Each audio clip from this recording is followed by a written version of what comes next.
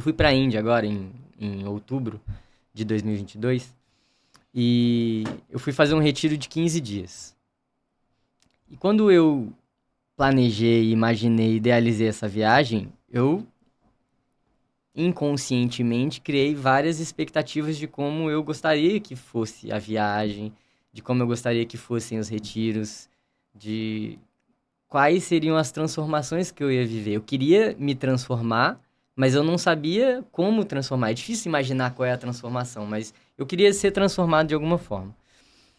E quando eu cheguei lá, eu fiquei. Eu fiz 2 retiros, um de 7 dias e depois outro de 7 dias, e depois eu ia acabar fazendo mais um de 3. E esse primeiro retiro de 7 dias foi em silêncio. Então, eu fiquei 7 dias em silêncio. Foi uma experiência muito incrível, muito transformadora. A gente pode aprofundar mais disso. Só que quando eu fui pro segundo retiro, eu tinha a intenção, tinha a expectativa de ficar mais 7 dias em silêncio. Foi com esse objetivo que eu fui para lá, passar 15 dias em silêncio. Seria o período mais longo em silêncio que eu já teria vivido na minha vida, então tinha ali toda aquela expectativa. E aí, quando eu cheguei nesse segundo retiro, e eu tive que trocar de retiro porque nenhum retiro fazia 15 dias de silêncio, então eu falei, então vou encaixar um retiro e depois eu vou encaixar outro retiro. E aí, no que eu saí de um retiro para o outro, quando eu cheguei nesse outro retiro, eu não sabia que esse outro retiro era um retiro hinduísta.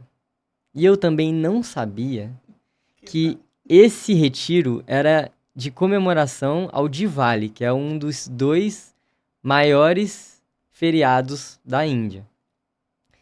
E eu também não sabia que esse retiro tinha uma coleção de imagens de deuses hindus.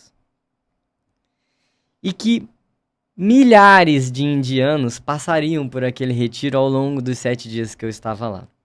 Então, quando eu cheguei no primeiro dia, eu tinha acabado de sair de um retiro de 7 dias de silêncio, continuava em silêncio. Esse primeiro retiro era uma paz, na beira do rio Ganges, assim, jardins maravilhosos, várias lótus brotando, e assim, uma coisa incrível. E aí, quando eu chego nesse segundo retiro, tinha aquelas centenas de indianos passando, fazendo barulho, falando alto, olhando os deuses, conversando, gritando. Tinha macaco, tinha cachorro. Só não tinha vaca, porque vaca não pode entrar no retiro, mas fora do retiro tinha vaca. Era uma loucura.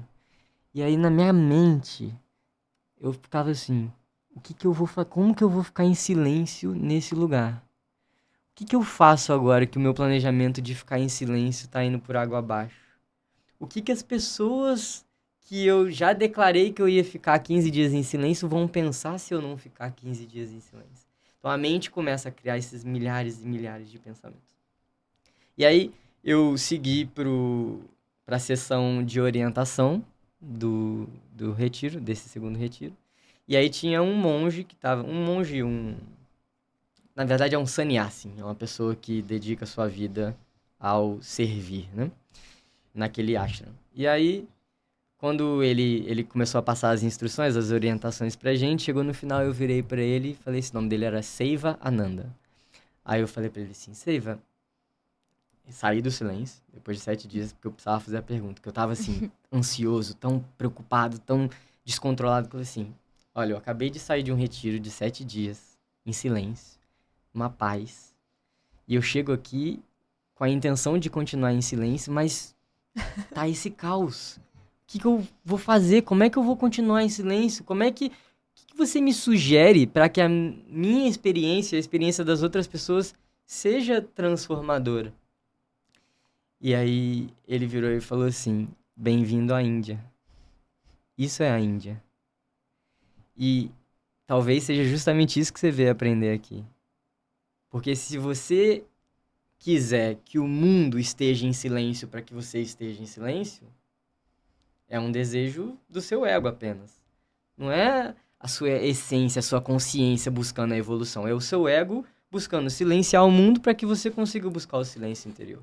Sendo que é justamente o contrário que você veio buscar aqui. Você veio aprender a cultivar o seu silêncio interior, independentemente do que está acontecendo no seu exterior. E aí, os jovens diriam que ele lacrou, né? Naquele momento. Só que eu recebi essa resposta, quando ele acabou de falar isso, eu tava com um sorriso no rosto.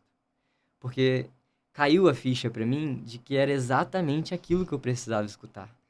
Que eu precisava abrir mão das expectativas que eu tinha criado, eu precisava abrir mão do controle que eu estava tentando exercer, e precisava aprender a fluir, precisava aprender a abrir espaço para o universo.